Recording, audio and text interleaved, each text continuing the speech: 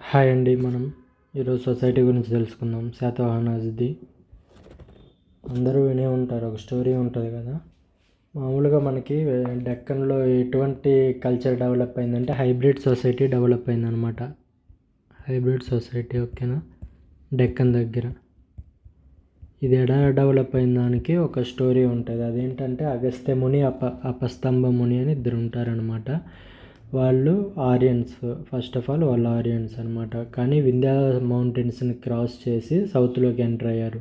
So అలా enter అవుతా వాళ్ళు ఆరియన్ ఫీచర్స్ని కూడా సౌత్ ఇండియాలోకి తెచ్చేసారనమాట. ఆరియన్ ఫీచర్స్ అంటే ఏంటి? సతీ ఒకటి, చైల్డ్ మ్యారేజ్ ఒకటి, పాలిగమి, క్యాస్ట్ సిస్టమ్ ఇలాంటివన్నీ తెచ్చింది వీళ్ళనమాట. సో ఈ విధంగా అక్కడ ఏమైందంటే మనకి మిక్స్డ్ హైబ్రిడ్ సొసైటీ డెవలప్ అవుతుంది అనమాట. North features, south features, otherwise Vedic Aryans features, Dravidian features mix అయ్యి. సో అలా మనకి శాతవాహన సొసైటీ చూసుకున్నా కానీ హైబ్రిడ్ సొసైటీ అనమాట. ఇది మెయిన్గా ప్యాట్రియార్కల్ సొసైటీ అనమాట. Patriarchal society. కానీ ఇక్కడ పేట్రియార్కల్ అయిన వీళ్ళు మేట్రియార్కల్ ఫీచర్స్ కూడా ఉంటాయి. లైక్ ఫర్ ఎగ్జాంపుల్ రెస్పెక్ట్ ఇచ్చేవాళ్ళు మెన్కి, వాళ్ళ మదర్ నేమ్స్ని వీళ్ళు ముందు అడాప్ట్ చేసుకునేవాళ్ళు ఇలాగా.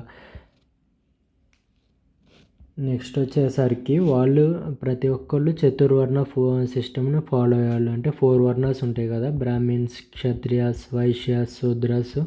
ఈ సిస్టాన్ని శాతవాహనస్ కూడా ఫాలో అయ్యారనమాట.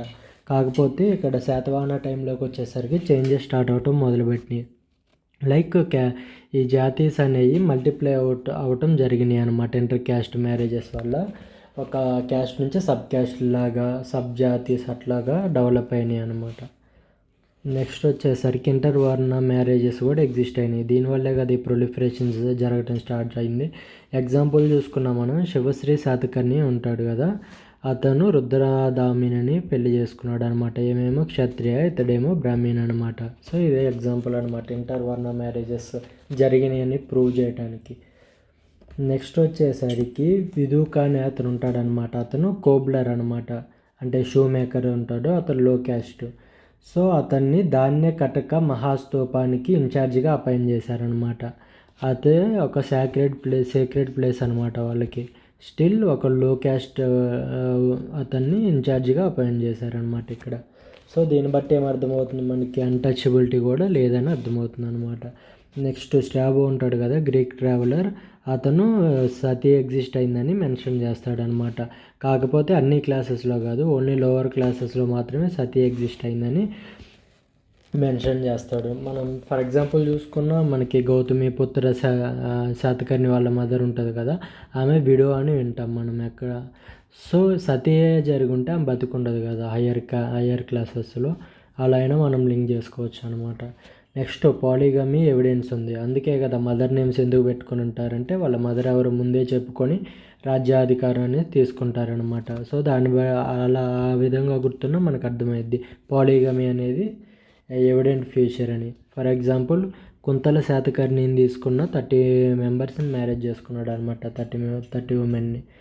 నెక్స్ట్ వచ్చేసరికి birth of multiple new professions due to వర్ణశంకర. అంటే ఇంటర్ వర్ణ మ్యారేజెస్ వల్ల, అంటే ఒక్కో వర్ణ ఒక్కో ప్రొఫెషన్కి ఫిక్స్ అయి ఉంటుంది ఆ టైంలో. ఇంటర్ వర్ణ వల్ల ఏమవుతుంది అంటే 2 ప్రొఫెషన్స్ మిక్స్ అయ్యి కొత్త ప్రొఫెషన్ క్రియేట్ అయింది అన్నమాట. ఫర్ ఎగ్జాంపుల్ గాంధిక అనేది తీసుకోండి, అదొక కొత్త క్లాస్గా ఎమర్జ్ అయింది అనమాట. వీళ్ళు ఏం చేస్తారంటే పర్ఫ్యూమ్స్ని తయారు చేస్తారు.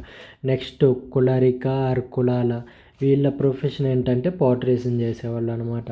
నెక్స్ట్ కొలిక, ఈ క్లాస్ ఏం చేసేదంటే వీవర్స్ అనమాట. ఈ అన్ని క్లాసెస్లో రిచెస్ట్ ఎవరంటే వీళ్ళే, కొలికాస్. ఓకే. నెక్స్ట్ దశక, వీళ్ళు ఏం చేస్తారంటే ఫిషర్మెన్ అనమాట. నెక్స్ట్ వర్ధక, వీళ్ళు కార్పెంటర్స్ అనమాట, వదోకాస్ కూడా అంటారు. నెక్స్ట్ మిథికాస్ అనేవాళ్ళు ఎవరంటే స్టోన్ కట్టర్స్ అనమాట. నెక్స్ట్ గోలికాస్ ఎవరంటే షెపర్డ్స్ అనమాట. నెక్స్ట్ చార్మకారాస్ అంటే లెదర్ వర్కర్స్ అనమాట. నెక్స్ట్ స్వర్ణకార అంటే గోల్డ్ స్మిత్. నేమ్లోనే ఉంది చూడండి, స్వర్ణ అంటే gold. Okay, goldsmith. Next సంధిక అంటే టాడీ ట్యాపర్స్ అనమాట, కళ్ళు తీసేవాళ్ళు ఉంటారు కదా వాళ్ళు.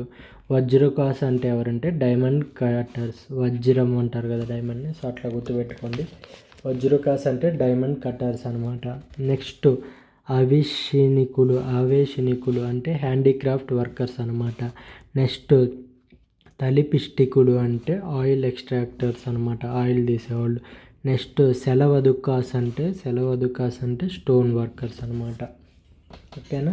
నెక్స్ట్ శార్దవాహకాస్ అంటే డొమెస్టిక్ వర్కర్స్ని శార్దవాహకాస్ అంటారు. సో ఇంటర్వర్ణ మ్యారేజెస్ వల్ల జాతీస్లో కూడా ప్రొలిఫరేషన్ జరిగింది, డిఫరెంట్ క్యాస్ట్స్ వచ్చినాయి. సో డిఫరెంట్ క్యాస్ట్లు వస్తే డిఫరెంట్ ప్రొఫెషన్స్ కూడా వస్తాయి అన్నమాట. ఆ టైంలో మోస్ట్లీ క్యాస్ట్ అనేది వాళ్ళ ప్రొఫెషన్ బట్టి డివైడ్ చేశారనమాట.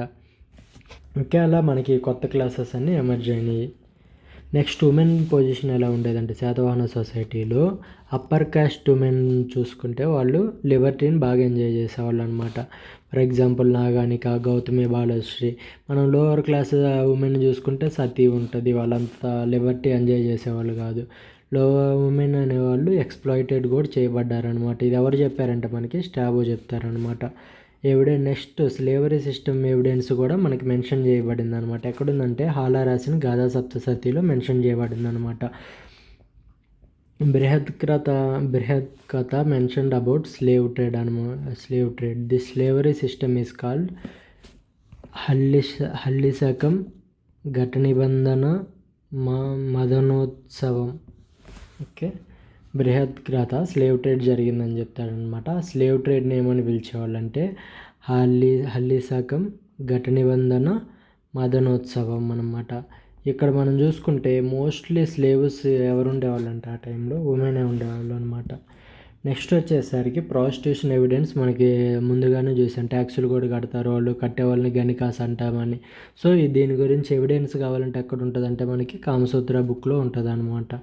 నెక్స్ట్ వచ్చేసరికి వాళ్ళ ఎంటర్టైన్మెంట్ ఆర్ పాసింగ్ టైమ్స్ ఏంటంటే బోటింగ్ చేసేవాళ్ళు, గేమ్స్ ఆడుకునేవాళ్ళు అనమాట. లైక్ బుల్ రేసు, కాక్ ఫైట్స్, చూయింగ్ పాన్, బీటల్ లీవ్స్ని ఎక్కువ కల్టివేట్ చేసేవాళ్ళు. అలా చూయింగ్ పాన్ వాళ్ళ ఒక టైంపాస్ హ్యాబిట్గా చేసుకునేవాళ్ళు అనమాట.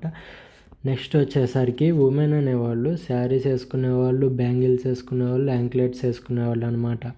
So it indicates materialistic life అనొచ్చు సమ్వాట్. నెక్స్ట్ గాథా సప్తసతి ఒకటి ఇంట్రెస్టింగ్ మెన్షన్ చేస్తుంది అనమాట. ఆ టైంలో లవ్ లెటర్స్ కూడా ఉండేవని వాళ్ళు.